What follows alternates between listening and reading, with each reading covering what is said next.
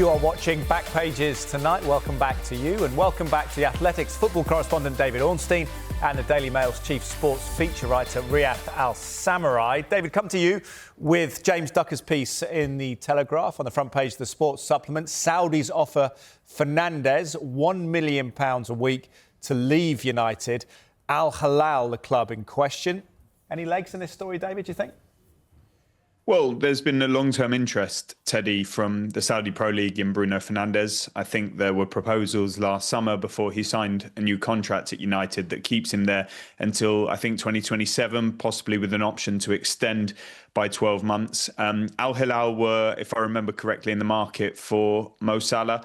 He obviously decided to sign a new deal at Liverpool, and so perhaps their attention has turned back to Bruno Fernandes, who's been incredible for Manchester United throughout his time at the club, and especially in difficult circumstances this season. His goals and assists are right up there with the best players, and they'd be lost without him, which is why, in their mind, he's not going anywhere.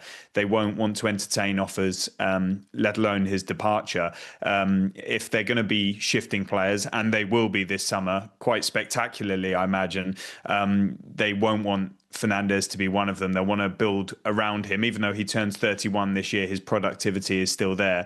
And the soundings we're getting from these reports are that Bruno Fernandes is not interested in the move as things stand. Now, we don't know if that will change with the sort of numbers that might be proposed, and they will become eye-watering, I'm sure, if they really want to go for Bruno Fernandes.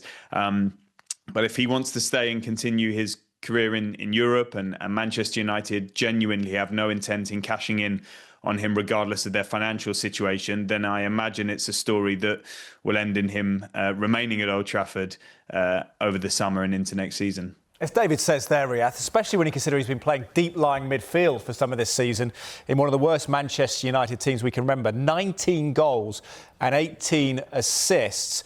Is he irreplaceable? And do you expect him maybe to have a little bit of leverage to want some assurances from Ruben Amorim about what the actual plan is?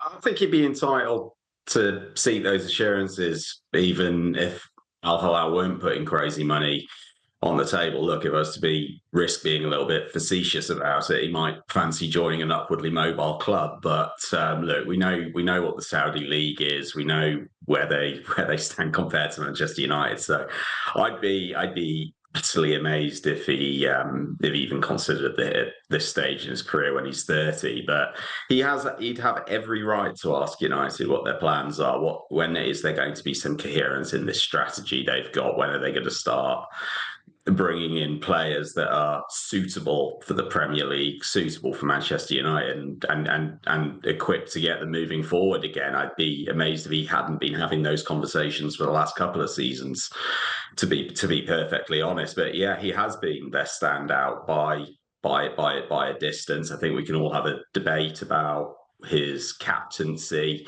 merits in terms of his temperament on the pitch, the way he sometimes behaves, but as a player, he's fantastic. And I think, we've already touched on the stats there, but 19 goals, 18 assists in that team. I think you could make an argument in that context for player of the season.